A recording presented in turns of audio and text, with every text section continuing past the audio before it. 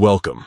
If you're looking to declutter your Telegram conversations or simply want a fresh start, today's guide will show you exactly how to delete a chat on Telegram using the latest steps for 2025.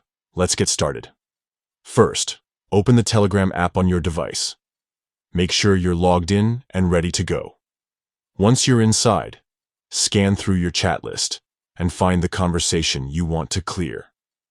This can be a private chat, a group, or any conversation that you no longer need.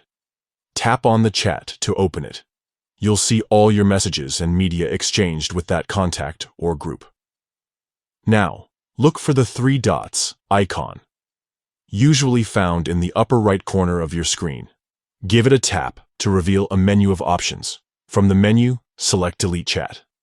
Telegram will ask you to confirm this action, because once a chat is deleted, all messages and media in that conversation will be permanently removed from your device.